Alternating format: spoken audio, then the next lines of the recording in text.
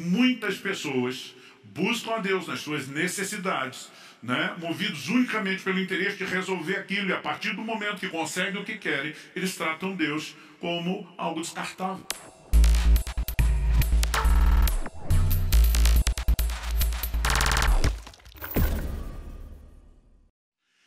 Vamos lá, abra sua Bíblia, por favor, Isaías no capítulo 6, livro do profeta Isaías, capítulo 6. Nós vamos ler do versículo 1 até o versículo 8. Esse vai ser o nosso ponto de partida para aquilo que vamos compartilhar hoje.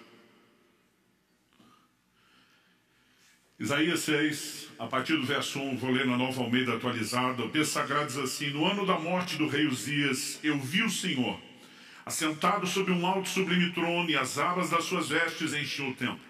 Serafins estavam por cima dele, cada um tinha 6 asas, com 2 cobria o rosto, com 2 cobria os pés, e com 2 voava.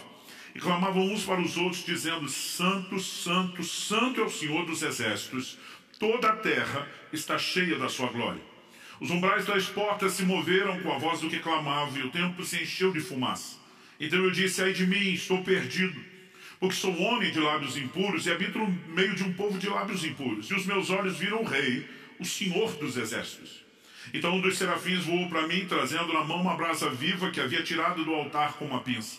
Com a brasa tocou a minha boca e disse: eis que essa brasa tocou os seus lábios, a tua iniquidade foi tirada e o seu pecado perdoado. Depois disso ouvi a voz do Senhor que dizia: a quem enviarei? E quem há de ir por nós? E eu respondi: eis-me aqui, envia-me a mim. Meu Deus, suplicamos graça e favor do alto. Suplicamos a ação, a liderança e a aplicação do Teu Espírito Santo para que a Tua palavra fale e cale nos nossos corações e cumpra o propósito pelo qual tem sido liberado. Desde já nos antecipamos também e Te agradecer pela certeza de que o Senhor nos ouve, daquilo que o Senhor fará no coração de cada um. Nós oramos em nome do Senhor Jesus. Amém. Amém.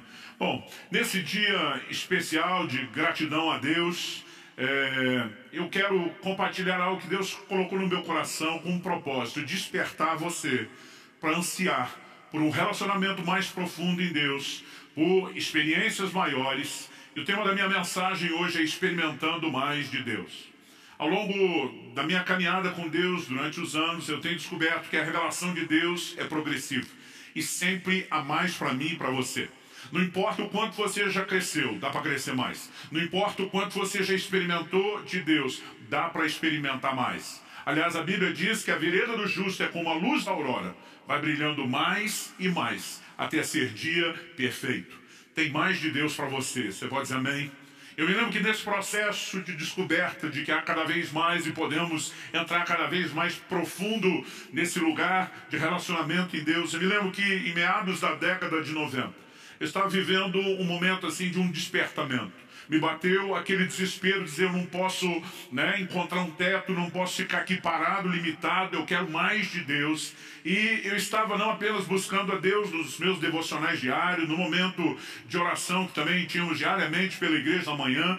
Parece que os cultos e mesmo as reuniões das células não eram suficientes. Era um momento de tanta fome, de tanto anseio, de tanto desespero, que a gente improvisava vigília quase toda noite. Eu me lembro que essa época era inverno, e eu morava em Guarapuava, no interior, que chega a ser mais frio do que aqui. A gente já andava no carro com o kit vigília. Normalmente gostávamos de enveredar por meio do mato para orar, e no inverno não era uma tarefa fácil. Então a gente sempre tinha um casaco a mais, cachecol, luva, gorro. A gente andava com as caixas de papelão já abertas no porta-mala para poder forrar o chão e aguentar orar de joelhos naquele inverno. E eu lembro desse momento, esse anseio de Deus. Às vezes terminávamos um culto e não é que o culto não foi bom, mas a gente queria mais. E tinha um grupo de irmãos, os fominhas ali, que a gente, numa troca de olhares, já estava combinando. Vai rolar uma vigília depois, E a gente nessa levada. Então, eu lembro desse momento, minha oração quase que diária era: Senhor, eu quero experimentar mais, eu quero experimentar mais, eu quero entrar nesse lugar mais profundo. E foi num desses momentos de oração que o Espírito Santo me dirigiu até esse texto de Isaías, capítulo 6. Eu gostaria que você olhasse para esse texto não apenas como um relato de um episódio na vida de Isaías, ou mera e simplesmente uma menção de um momento na história, né, do povo de Deus, o povo da aliança que Deus fez com Abraão, os hebreus, mas que você pudesse olhar para isso como algo que serve para mim e para você. O apóstolo Paulo diz: tudo quanto foi escrito, para nosso ensino foi escrito.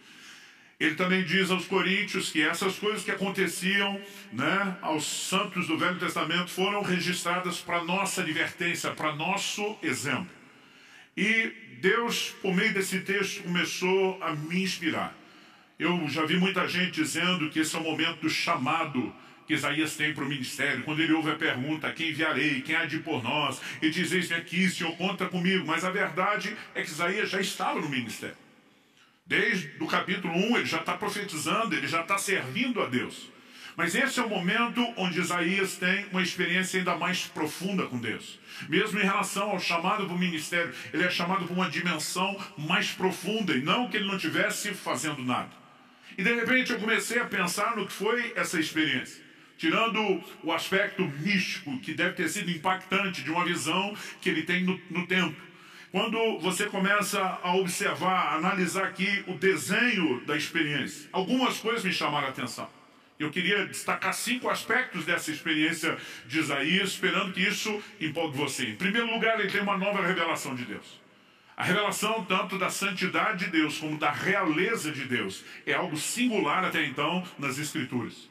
Ele diz: os meus olhos viram o rei. Ele diz: ele estava sentado num trono. O trono é a cadeira dos governantes. Ele diz: as orlas do seu manto enchiam o templo. Ele está falando do manto real.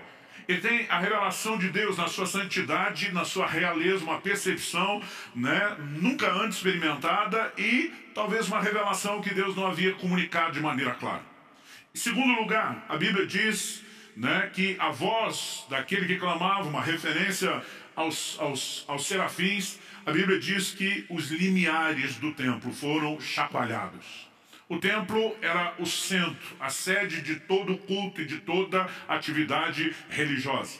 Embora Deus se manifestasse lá, é óbvio, né, que não havia nada necessariamente sagrado no templo, a não ser a manifestação da presença de Deus.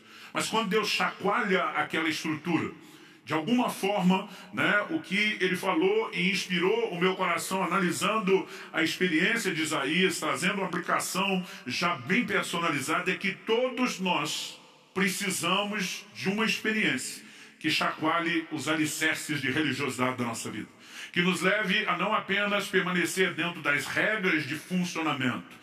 Embora a gente se mova dentro delas, precisa haver algo maior na minha e na sua vida.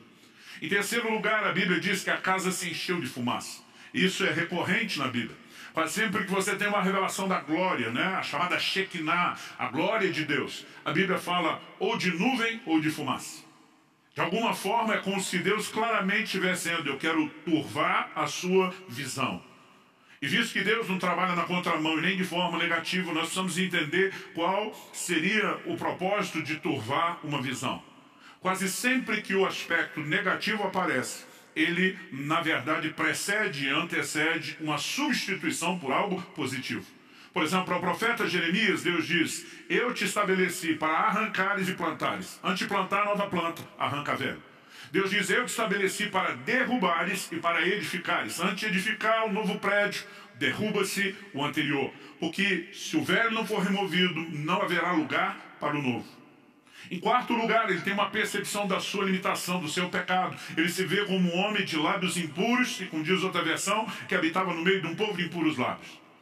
Mas ele não tem apenas a percepção do seu pecado ou das suas limitações. Ele experimenta um toque santificador. O anjo pega uma brasa do altar, toca a boca do profeta e diz: tua iniquidade foi tirada.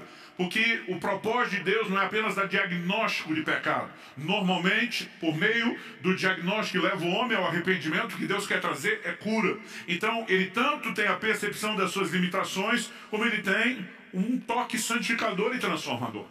E por último, uma vez que nós já definimos que ele estava no ministério, e isso não é o início de tudo, nós podemos dizer que, no mínimo, ele tem uma nova percepção, de uma profundidade, de uma outra dimensão do serviço do ministério.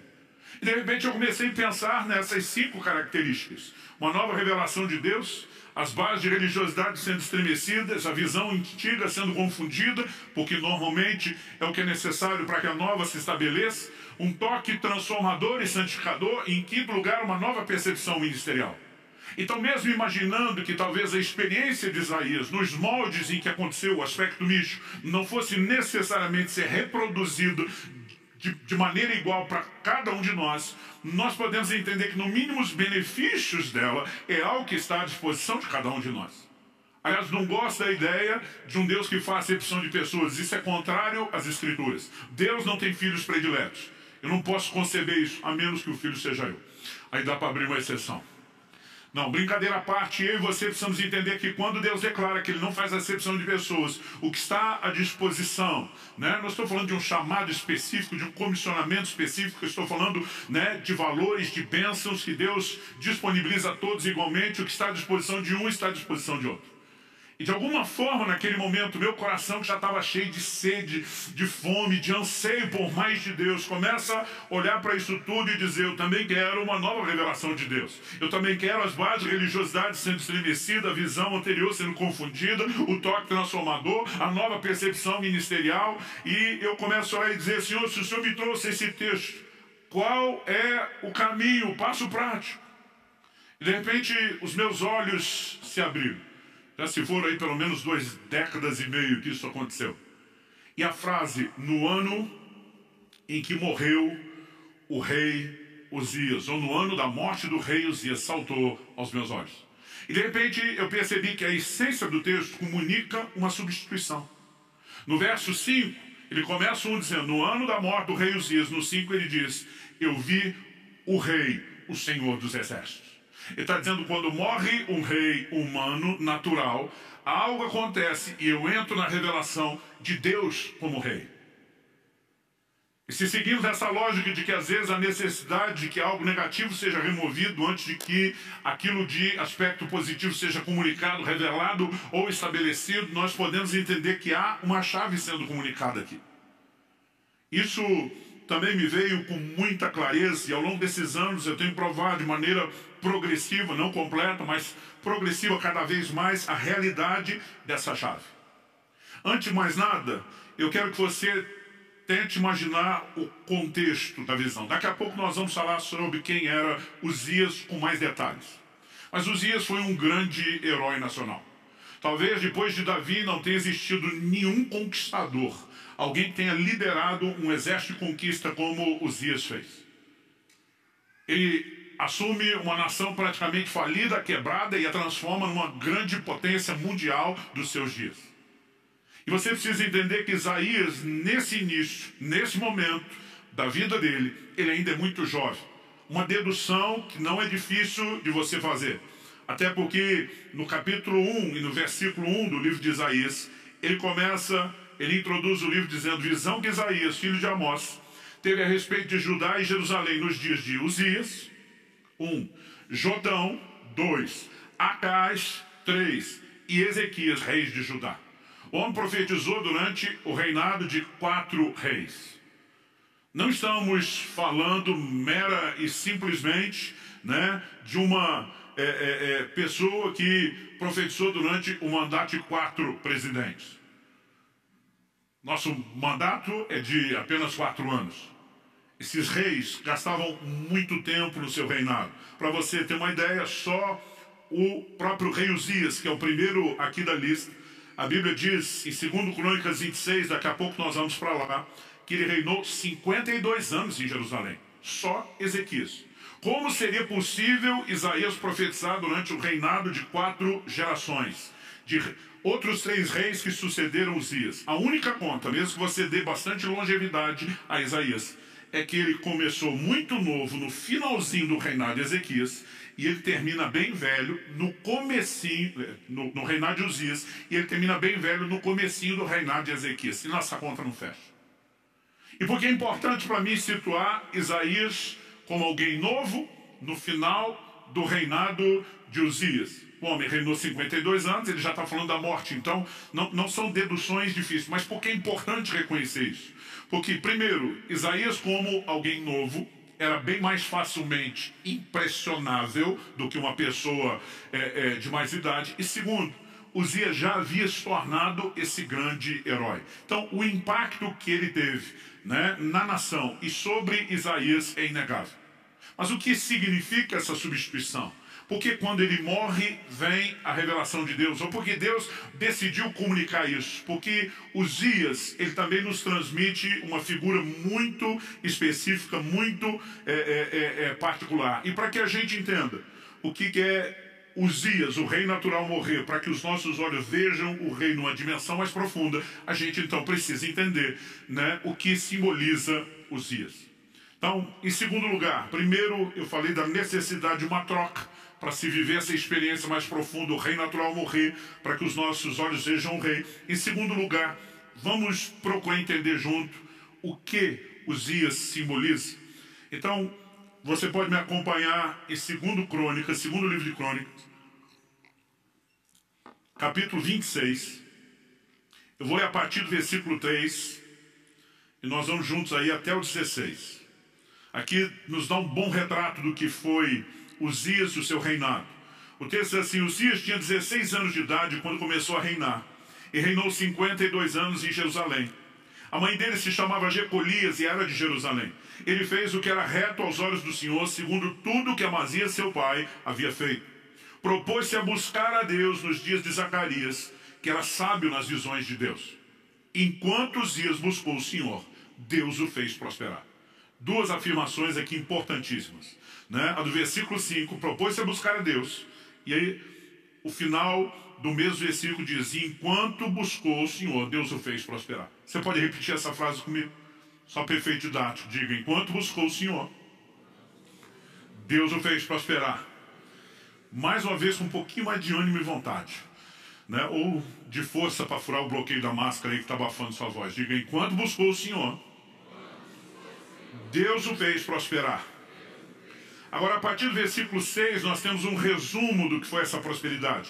O texto diz: ele foi e guerreou contra os filisteus, destruiu as muralhas de Gate, de Jabne e de Asdod, construiu cidades no território de Asdod entre os filisteus. Deus o ajudou contra os filisteus, contra os árabes que moravam em Gurbaal e contra os meunitas. Os amonitas pagavam tributo a Uzias, que chegou a ser tão poderoso que a sua fama se espalhou até a entrada do Egito. A frase até a entrada do Egito não significa muito para nós. Mas quando a Bíblia está falando aqui dos filisteus, dos amonitas, dos povos em volta, está falando da expansão do reinado de Uzias. O Egito, que foi uma grande potência na antiguidade, nos dias de Uzias, ficou recolhido do portão de casa para dentro. Quando a Bíblia diz que sua fama foi até a entrada do Egito, está dizendo isso: o Egito não saía, permaneceu forte apenas no seu território, e Uzias estabeleceu o seu domínio a ponto de manter Faraó e o seu exército dentro do quintal de casa, sem sair ou avançar para lugar nenhum.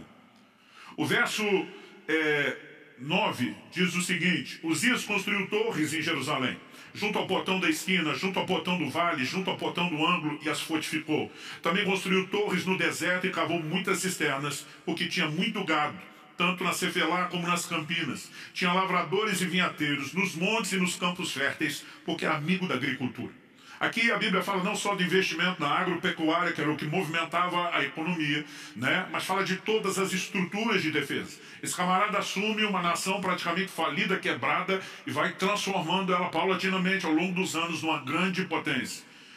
O texto continua e diz no 11: Uzias tinha um exército de homens preparados para a guerra, que saíam para a batalha em tropas, segundo a lista feita pelo escrivão Jeiel e pelo oficial Maazéia, sob a direção de Ananias, um dos oficiais do rei.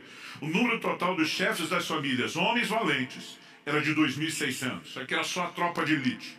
13. Debaixo das suas ordens, havia um exército guerreiro de 307.500 homens que faziam a guerra com grande poder para ajudar o rei contra os seus inimigos. Uzias preparou para todo exército escudos, lanças, capacetes, couraças, arcos e até fundas para tirar pedras. Em Jerusalém ele fabricou máquinas inventadas por homens peritos que foram colocadas nas torres e nos cantos das muralhas para atirarem flechas e grandes pedras. A fama de Uzias se espalhou até muito longe, porque ele foi maravilhosamente ajudado. Lembra que o versículo 7 diz que Deus o ajudou. Aqui o texto diz que ele foi maravilhosamente ajudado. E aqui é onde começa a entornar o caldo. Verso 15. Até que se tornou muito poderoso. Uzias, ele encarna como talvez quase nenhum outro personagem bíblico o faz, o que nós podemos chamar da busca interesseira. Ele busca Deus, enquanto ele busca o Senhor, Deus o faz prosperar, até que se tornou poderoso. Então, verso 16 dá início ao processo de ruína e diz: mas depois que Uzias se tornou poderoso, o coração dele se exaltou, outra versão diz, se corrompeu para a sua própria ruína. E daqui a pouco nós vamos falar do pecado dele.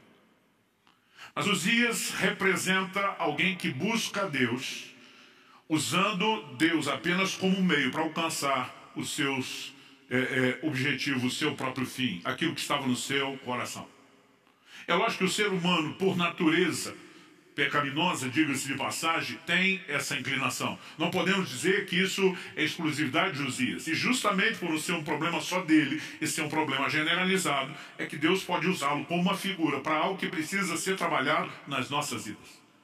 E naquele dia, o que Deus falou com muita clareza: se você quer experimentar mais, se você quer, usando a linguagem de videogame que eu aprendi com meu filho quando garoto em casa, se você quer passar de fase, se você quer ir para o próximo nível, se você quer experimentar algo mais, Uzias tem que morrer. E quando eu estava falando de Uzias como aquele que simboliza a busca interesseira, eu começo a lembrar não só dos textos bíblicos. Por exemplo, Jesus, sabemos lá por Lucas, pelo relato de Lucas 17, 12 a 19, que ele cura 10 leprosos. Esses 10, só um volta para adorá-lo, para agradecer. Jesus pergunta para ele: onde estão os outros 9? Jesus não estava com isso, né, responsabilizando ele como se fosse uma espécie de chefe de sindicato dos ex-leprosos curados. Mas Jesus está desabafando, pondo para fora algo da sua própria alma. Cadê o resto da galera? Todo mundo foi curado. Mas 9 daqueles 10 só precisavam da cura. E depois de obter aquilo que queriam, não queriam mais nada de Jesus, a não ser o que já tinham alcançado. Só um volta para dar continuidade ao processo. E muitas pessoas buscam a Deus nas suas necessidades, né, movidos unicamente pelo interesse de resolver aquilo. E a partir do momento que conseguem o que querem, eles tratam Deus como algo descartável. Eu lembrei não só dos textos bíblicos, eu lembrei de N situações que eu já tinha vivido no ministério, apesar de estar ainda nos primeiros anos do ministério pastoral. Eu comecei a pensar em quanta gente chegou na igreja precisando de cura e depois que foi curado, desapareceu. Eu comecei a lembrar de quanta gente chegou precisando de um milagre no casamento e quando as coisas deram uma melhorada, não era nem que estava resolvido, já sumiram de cena. Eu lembrava de casos específicos. Lembrava de uma vizinha que eu evangelizei tanto, convidei tanto para ir para a igreja, nunca podia. Mas no dia que apareceu uma macumba daquelas feita na porta da loja dela, ela desesperada: eu preciso de Deus, eu preciso de oração. Eu levei e falei: sei, mas vamos aproveitar que você abaixou a guarda. Sabe, eu me lembrava dos jovens, quando chegava a época de vestibular, eles pediam para a gente dar cópia da chave da igreja, porque eles queriam orar às 5 da manhã, buscar Deus. Mas depois que passava no vestibular, não orava mais, não lembrava que era crente, não lembrava que Deus colocou ele lá na universidade, nem do propósito pelo qual entrou. Mas enquanto eu estou pensando nos outros, porque nós temos essa facilidade, né, de enxergar o problema dos outros. Todo dia alguém falou: pastor, a gente tem dificuldade de ver erro. Eu falei: não, a gente tem dificuldade de ver os nossos, dos outros não. Jesus disse que a gente enxerga o cisco no olho do irmão, difícil é ver a trave no nosso. Então naquele momento eu estou só terceirizando e pensando: o problema de Uzias é sério. Mas o Espírito Santo falou: ei, eu estou falando do seu Uzias. E eu estou ali metido, surpreendido: meu Uzias? Como quem diz, tem Uzias aqui não. E de repente Deus me abriu uma cena que eu fiquei tremendamente envergonhado. Eu tive um flashback da fase de pré-adolescência. Eu acredito que eu devia ter em torno de 11 anos de idade. Não deve ser algo muito diferente disso. As contas que eu faço é porque meu irmão mais velho, o Adriano, eu sou do meio de 3 homens, né? Meu irmão mais velho, o Adriano, com 12 para 13 anos de idade, ele era precoce, ele cresceu, desenvolveu, já tinha corpo de adulto. Eu, com 2 anos atrás, já era corpo de criança. O Paulo, que era o caçula, 2 anos mais novo que eu e 4 que o Adriano, era uma criança ainda. E nessa época, ele vivia irritando e provocando o mais velho. E ele fazia isso até tirar o Adriano mais velho do sério. Quando meu irmão mais velho saiu do sério, ele não era maduro, ele era profissional. E ele ia para cima do pequeno, mas batia assim que não condizia mais, ele não tinha noção do tamanho e da força que ele tinha assumido. E eu entrava para defender o menor e apanhava junto.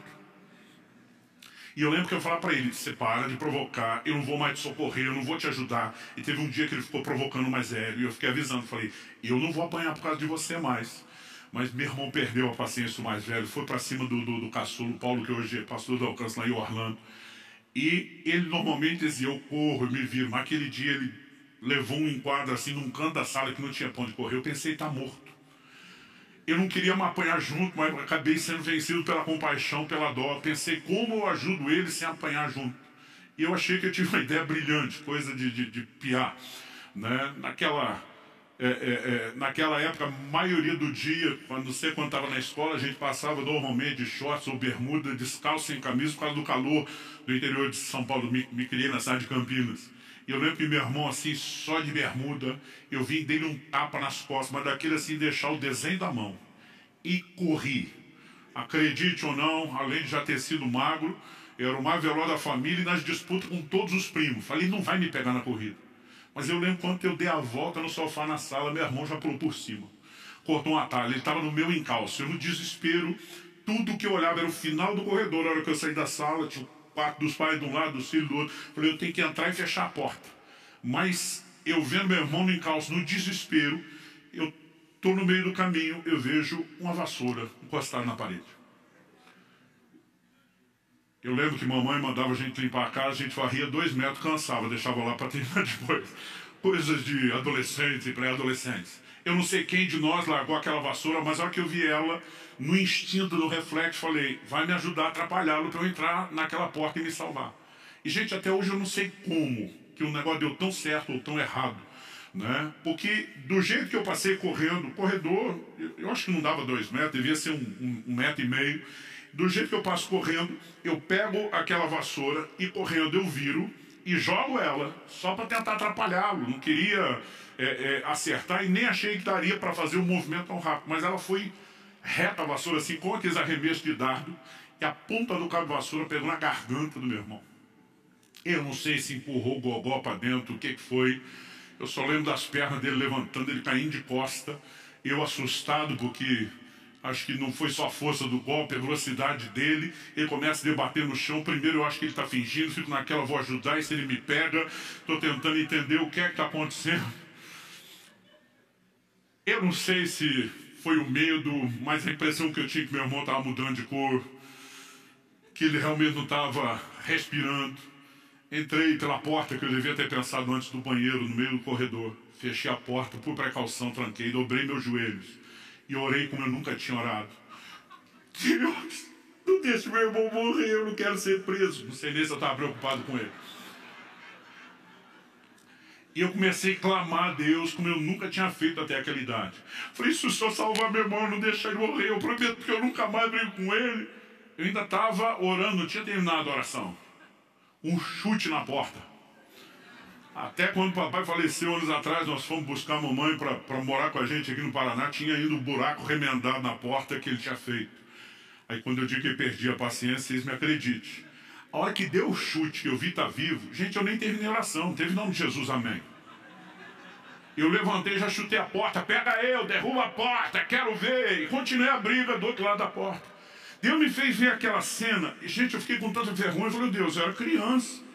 Quando você é adolescente, você acha que é adulto. Quando interessa, você diz, eu era criança, dá um desconto. O Espírito Santo diz, eu dou, vamos pular para a sua fase adulta.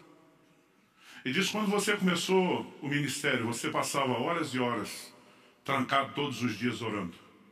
Por que você já não faz isso como fazia antes? Eu falei, eu era solteiro.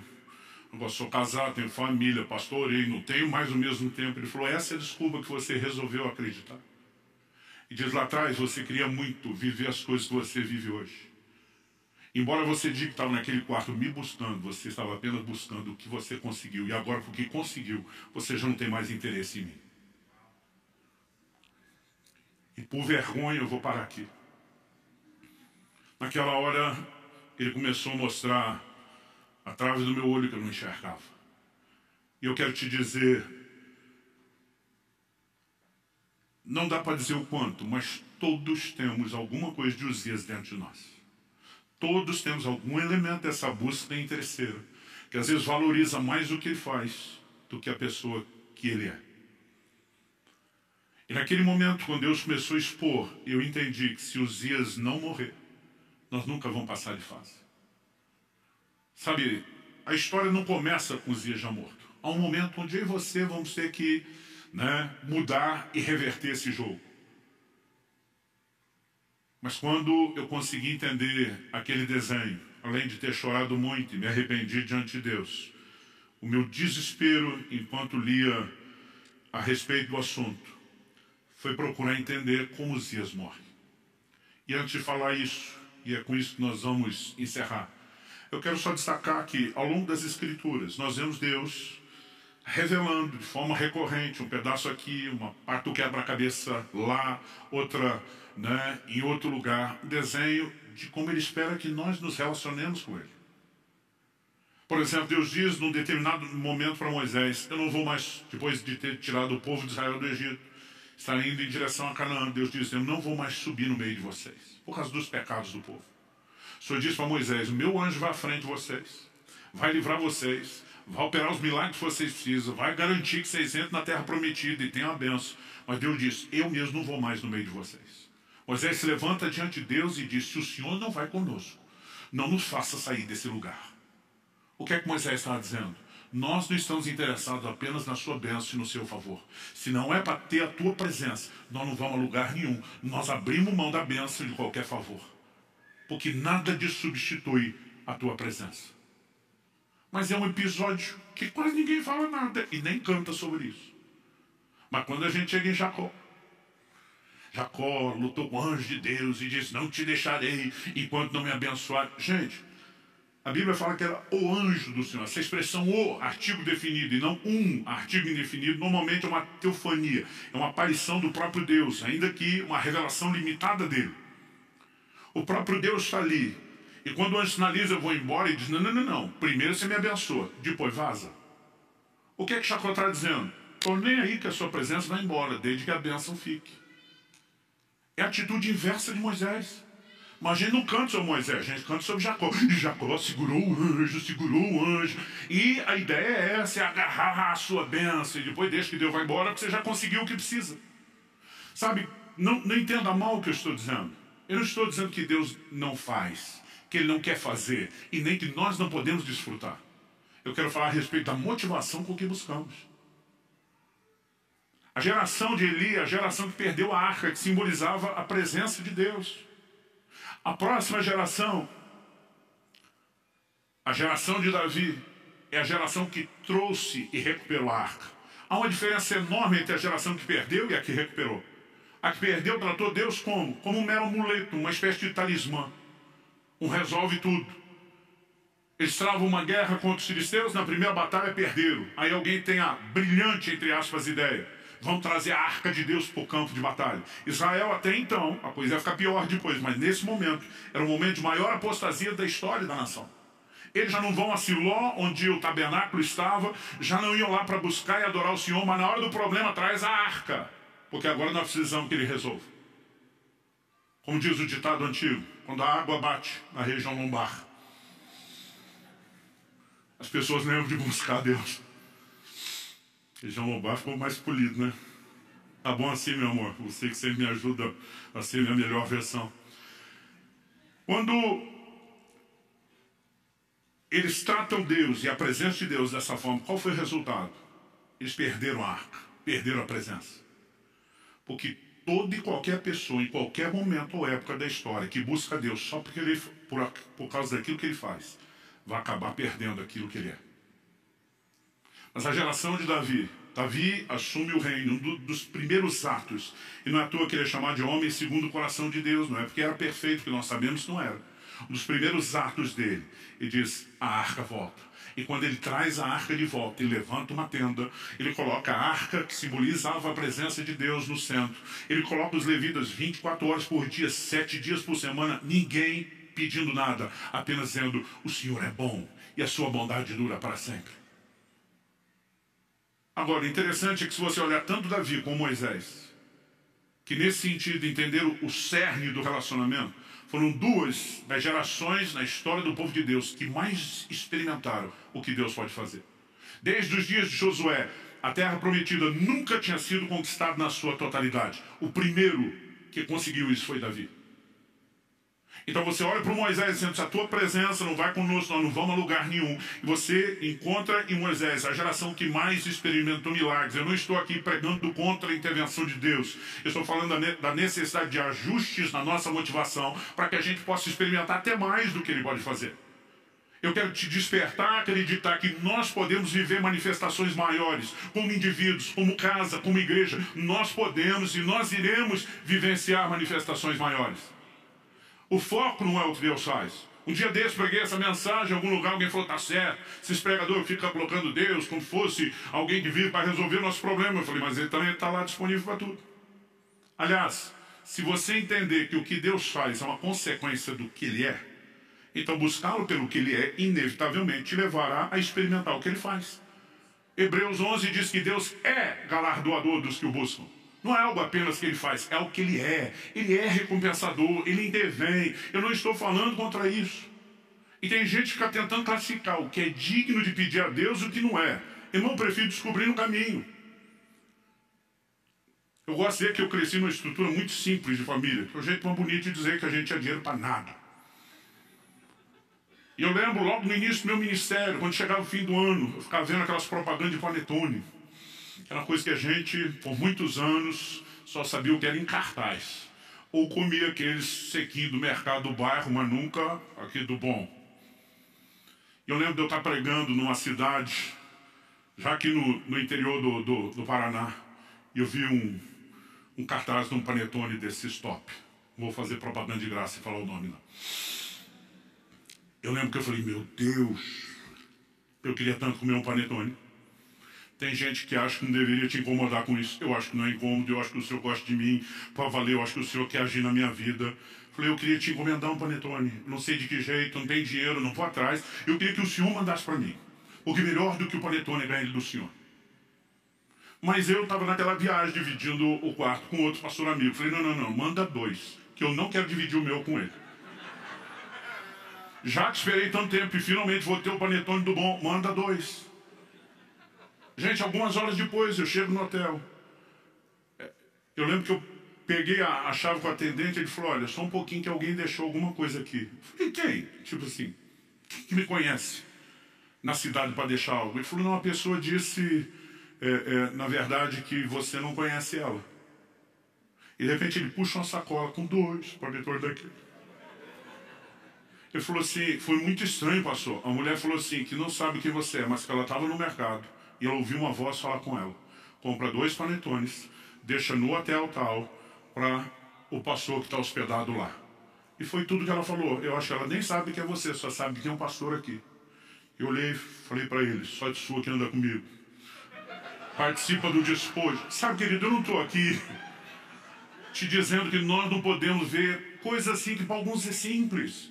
Todo dia alguém falou, não vou incomodar a Deus com isso. Falei, se você acha que é incômodo, fica aí sem experimentar. Então preste atenção, não estou falando contra o que Deus faz. É o nosso resultado. Nós podemos experimentar mais do que Ele faz. Estou falando a respeito de motivação com a qual nós o buscamos. E se nós pararmos de tratar Deus só como quem faz, porque Ele prometeu fazer. Ele que nos encorajou a orar e clamar, crendo que Ele faria. Então, nós não estamos tentando falar contra o fato de Deus fazer. Mas nós também não podemos tratá-lo apenas como uma espécie de amuleto, de talismã, de resolve tudo e nada além disso. Dá para entender a diferença? Bom, para nós terminar, como Uzias morre. Nós paramos de ler no verso 16 e vamos retomar no verso 16 de 2 Crônicas 26. O texto diz, mas depois que Uzias se tornou poderoso, o coração dele se exaltou para a sua própria ruína. Ele cometeu uma transgressão contra o Senhor seu Deus, pois entrou no templo do Senhor para queimar incenso no altar do incenso. Porém o sacerdote Azarias entrou atrás dele, acompanhado de 80 sacerdotes do Senhor, homens da maior firmeza. Muitas versões traduziram homens corajosos. Eles enfrentaram o rei Uzias e lhe disseram, não compete a você, Uzias, queimar incenso diante do Senhor, mas aos sacerdotes, filhos de Arão, que são consagrados para esse serviço. Saia do santuário, porque você cometeu uma transgressão, e isso não lhe trará honra da parte do Senhor Deus. Então Uzias se indignou. E é com a indignação de Uzias você vai entender que a Bíblia chama Azarias e esses 80 sacerdotes de homens corajosos. Eles vão enfrentar o rei. Eu não sei você, mas quando criança eu ficava pensando, deveria ser muito legal ser rei. Fazer o que você quiser, mandar em todo mundo, ter todos os seus desejos atendidos. Isso não é o tipo de gente que espera ser confrontado ou corrigido por ninguém. E por que eles vão em 80? Porque o rei não andava sozinho em lugar nenhum. Sempre tinha uma guarda pessoal para cuidar dele, para protegê-lo e para retalhar quem se levantasse contra o rei. Mas quando a Bíblia está chamando eles de corajosos, eles sabem o risco ao qual eles estão se expondo. Mas o posicionamento de indignação deles é maior do que a indignação de Uzias e si mesmado apenas consigo mesmo. Eles são indignados com a violação de princípios. Como que esse cara agora acha que porque foi abençoado por Deus pode tratar Deus dessa forma e entrar nesse lugar que não pertence a ele? Só os sacerdotes levitas podiam oferecer o incenso. Mas de alguma forma, às vezes, até pessoas que vivem intervenções de Deus, elas começam a achar que são leis para si própria, né? Ou que porque Deus, de alguma forma, agiu em seu favor, as atendeu, as honrou, elas acham que estão acima das demais. Eles confrontaram. E nesse confronto, o que aconteceu? O texto diz, 19, Uzias se indignou. Ele tinha um incensário na mão para queimar incenso. No momento em que ele se indignou contra os sacerdotes, a lepra lhe saiu na testa, ali mesmo, na presença dos sacerdotes, na casa do Senhor, junto ao altar do incenso. Quando o sumo sacerdote Azarias e todos os sacerdotes voltaram para ele, eis que ele estava leproso na testa. Então apressadamente o tiraram dali, e até ele mesmo se apressou em sair, visto que o Senhor o havia ferido. Quem o feriu? O Senhor. Agora, por que o Senhor o feriu? Porque sacerdotes que não foram mandados, mas tiveram o bom senso de entender aquela desordem, aquela bagunça, o resistiram. Aqui nós temos a combinação de responsabilidade humana com intervenção divina. Quando nós assumimos um posicionamento claro, sensato, de acordo com aquilo que Deus já estabeleceu na sua palavra, e nos posicionamos, nós podemos ver o que é que Deus vai fazer. Uzias não é alguém que você mata. Uzias tem que ser ferido por Deus, mas Deus não fere sem que você fique indignado e revoltado contra as atitudes dele. O que é Uzias? É a busca interesseira. Ele vai se meter onde? Na oferta de incenso. A oferta de incenso tem uma figura muito clara no Novo Testamento. Apocalipse diz que o incenso são as orações dos santos. Salmo 141 diz, suba-te a minha oração como incenso. O incenso sempre simbolizou as orações. E se você quer achar Uzias na sua vida, procure na vida de oração, porque é lá que ele aparece. É só você ver que a maior parte do tempo na nossa vida de oração, nós só pedimos para Deus o que a gente quer. E oração não é apenas pedir, oração deveria ser uma conversa, onde não apenas você fala, mas Deus também. E quando ele fala, ele não diz apenas declarações de amor, mas às vezes ele pede algumas coisas para você também. Eu lembro que uma vez eu vi um pregador dizendo que ele decidiu não pedir nada a Deus durante um tempo, a não ser um coração mais grato. Achei a coisa mais linda. Falei, vou fazer esse negócio. Gente, eu não tinha assunto para falar com Deus. Porque durante anos, toda a minha vida de oração era construída só no que eu pedia. E quando só falava, dá um coração mais grato, eu não tinha mais nada para falar. E apesar de ter achado a coisa mais linda, não funcionava para mim aqui.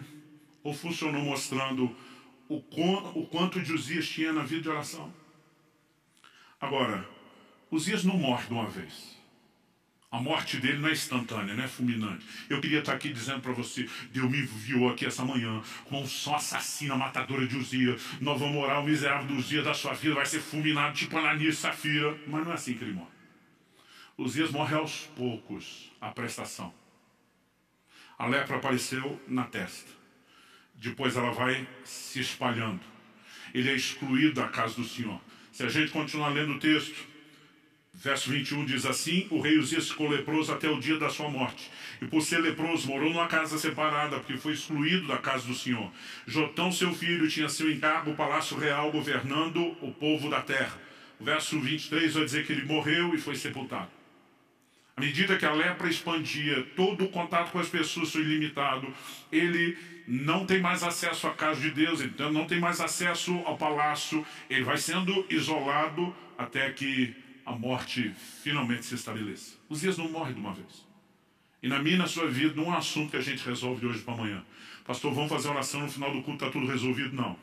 Pode ser que o miserável de Urias saia ferido, mas a morte é um processo e depende do nosso posicionamento. Um dia alguém me perguntou, pastor, o senhor já chegou lá nos dias mortinho da Silva? Falei, não, mas não estou mais onde estava. Mas a verdade é que quando nós avançamos nesse processo, nós começamos a descobrir uma outra dimensão de relacionamento com Deus. Quem está entendendo, diga amém. Outro dia alguém me disse, está certo, pastor. A gente tem que mesmo dizer para as pessoas que elas não podem tratar Deus dessa forma. Gente, Deus sabia que nós iríamos tratá-lo dessa forma. E me parece que ele é tolerante por um tempo. Por quê? Porque isso tem a ver com entendimento e com maturidade. E ninguém começa com isso. 16 anos atrás, quando nós ainda estávamos nas reuniões de oração e planejamento, só a minha família, do Marciano, a respeito de começar a igreja. Tem uma cena na minha memória que eu não esqueço. Eu sentado no sofá da sala de casa, e Lissa, minha linda filha, com 4 anos de idade do meu colo, ela segurando na minha bochecha e dizendo, você é o pai mais lindo do mundo. Eu amo você, daí fazia carinho no meu cabelo. Eu já sabia o que vinha depois daquela sequência de elogio e carinho. Ela estendia a mão e dizia, me dá 2. E você acha que ia dar um sermão, interesseira, me elogiou em troca? Eu, além do sorriso, dizia, toma 5. Porque era criança. E num momento como esse, dá para você ser compreensivo. Mas se hoje, aos 20 anos de idade, fosse me tratar só como se eu fosse um banco, nossa relação teria deteriorado em vez de melhorado. Paulo diz em 1 Coríntios 13:11, quando eu era menino, falava com menino, pensava com menino, agia com menino. E essa é a época que Deus olha e tolera. Como eu disse, às vezes eu falo desse assunto, a gente está certo, esses pastores ficam colocando Deus à disposição de fazer. Eu falei, não, Deus se colocou à disposição, não é os pastores que colocam Deus. Jesus pregou o evangelho não apenas chamando as pessoas ao arrependimento e à fé, mas ele curava os enfermos, expulsava demônios, operava milagres, ele mostrava que Deus tem interesse em intervir nas necessidades das pessoas. O que ele não queria quando um leproso era curado e ia embora, era não continuar o processo depois de ter apresentado e demonstrado seu amor. Aí as pessoas repetem tanto ditado que na cabeça de alguns parece que já está na Bíblia. Virou versículo apócrifo. Quem não vem pelo amor, vem pela dor. Gente, nunca conheci na minha vida alguém que veio por amor. Como é que alguém ama o Jesus que ele ainda não conhece? Ah, pastor, o senhor converteu pela dor? Não. Eu ainda não tinha feito 3 anos de idade, nem tive tempo de passar pelas dores da vida. Mas por que eu entreguei minha vida a Jesus? Porque disseram que se eu não fizesse eu ia para o inferno. Eu não queria ir para o inferno. Falei que era Jesus. Pesa um, pesa outro. Falei, não sou besta nem nada, não quero inferno, quero Jesus. A gente vai amá-lo depois que vai conhecendo. Dá para entender a diferença? Agora, alguns vieram por uma grande dor física, por uma grande dor emocional. Mas nenhum de nós veio sem interesse. E Deus no início olha para mim e para você e diz, ainda que seja por interesse, que pelo menos você venha a mim e me permita me revelar a você. A questão não é como chegamos, é como permaneceremos. Então há um momento onde o entendimento precisa mudar. Há um momento onde a maturidade precisa mudar. E se nós aprendemos com Moisés e Davi, quando buscamos a Deus pelo que Ele é, não só pelo que Ele faz, além de também ter o que Ele faz, vamos desfrutar o melhor que é quem Ele é. Mas também aprendemos com Ele e com outros, se buscarmos a Deus só pelo que Ele faz, nós vamos perder quem Ele é e, consequentemente, também perderemos o que Ele faz. Vamos ficar em pé para parecer que está acabando? Eu gostaria que nós orássemos juntos. Embora, como eu disse anteriormente, não há uma unção fulminante para destruir os dias de uma vez só. Há algo da parte de Deus que vem quando? Então preste muita atenção nisso, que essa talvez seja a parte mais prática. A mesma Bíblia que diz que eu e você somos o santuário de Deus, que era o lugar onde Uzias foi oferecer o incenso. A mesma Bíblia diz que eu e você somos santuário, também diz que nós somos sacerdotes. Os sacerdotes eram os responsáveis pela ordem e a manutenção correta do culto dentro do santuário. Então, enquanto santuário, nós também somos os sacerdotes responsáveis. Ou seja, se tem vida devocional ou não com Deus, aí o responsável é você, não é mais ninguém. Se a presença de Deus será adorada, cultivada, né, tratada com sensibilidade dia após dia, depende de você, das decisões que você toma, de você ser responsável ou não em relação àquilo que te foi incumbido. Agora, em algum momento, aqueles homens de Deus olham para Uzias e dizem: você foi longe demais, chega, basta. E quando eles percebem o Uzias que passou da conta, ele se levanta e diz: daqui para frente essa história muda. Você não vai continuar essa busca interesseira. É no momento do posicionamento. Deus diz: esperei por isso há muito tempo. E ele fere Uzias. Um processo começa. Para que no final das contas, depois se diga: no ano em que morreu o rei Uzias, os meus olhos viram o rei, o Senhor dos Exércitos. Há uma revelação extraordinária de quem Deus é quando a busca interesseira morre. A busca continua, mas a interesseira é que tem que morrer. E quando essas coisas vão sendo mudadas e ajustadas, nós não apenas vamos poder desfrutar o que Deus mais quer nos revelar. Quando Ele faz algo, eu brinco que isso é apenas uma espécie de um cartão de visitas. Ele está tentando revelar seu amor, seu interesse por nós, a importância que temos aos olhos dele. Mas o bem maior que Ele quer que eu e você desfrutemos não são suas bênçãos. É Ele, o abençoador. Então eu não vim aqui te apontar o dedo, eu não vim aqui jogar pedra em você, eu não vim aqui dizendo que você nunca devia ter buscado a Deus por interesse, que todos fizemos isso. Mas que à medida que o tempo passa e nós nos permitimos descobrir quem Ele é. Aliás, a partir do mês que vem nós vamos dar muita ênfase em conhecer a Deus. A partir do momento que começamos a descobrir quem Ele é e nos interessar por quem Ele é, isso muda completamente as coisas. E se isso, além de redefinir o meu relacionamento com Ele, ainda pode me ajudar a ter uma nova revelação dele, sacudir as bases de religiosidade da minha vida, turvar a visão velha, o que vai proporcionar a nova, trazer um toque santificador e transformador e uma nova percepção de ministério ainda no pacote. É muito lucro para ser ignorado ou desprezado.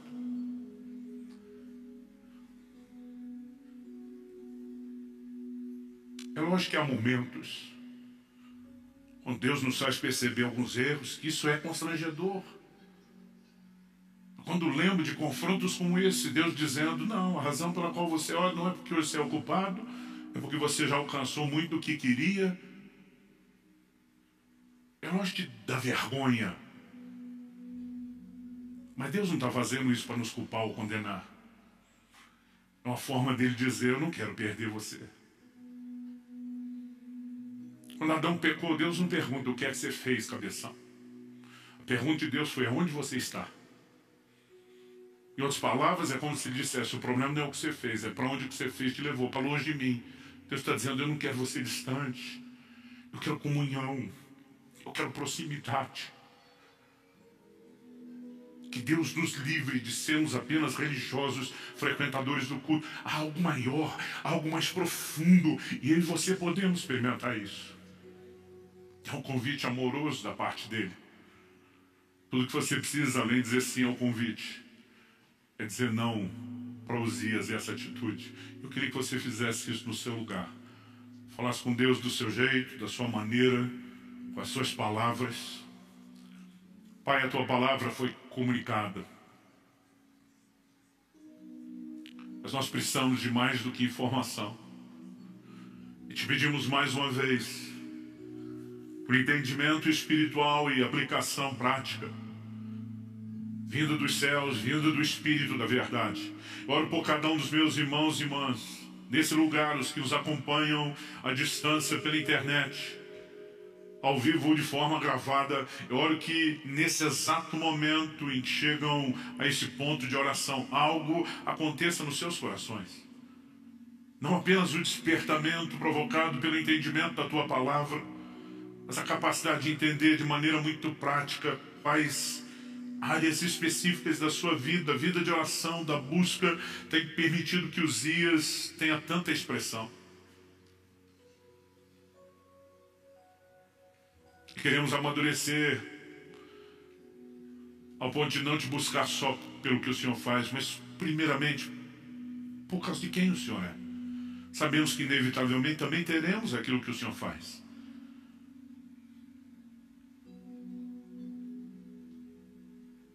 Clamamos teu toque, a expressão da tua graça nos envolvendo hoje, o auxílio do alto, não apenas abrindo os nossos olhos e nos ajudando a mapear onde estão os dias da nossa vida, mas gerando a indignação correta de dizer a Ele: basta, chega. E sabemos que se fizermos a nossa parte, o Senhor também vai feri-lo. E sabemos que quando Ele é ferido, na questão de tempo, Ele morre. E quando Ele morre, os nossos olhos se abrem para uma nova dimensão. Há uma nova experiência, um lugar mais profundo no Senhor. É isso que nós almejamos. É por isso que nós clamamos em nome de Jesus. Oramos não apenas por esse momento na vida e na história de cada um. Oramos que como igreja, Senhor, possamos adentrar os próximos anos vivendo coisas extraordinárias da parte do Senhor, como mero efeito colateral de um povo que entendeu o que é buscar o Senhor por causa de quem o Senhor é. Que venham dias onde isso que estamos, ó Deus, falando se torne de fato uma realidade profética, uma progressão constatada, não apenas da vida de indivíduos, mas do corpo. Nós oramos em nome de Jesus. Em nome de Jesus. Se você crê e concorda, diga amém.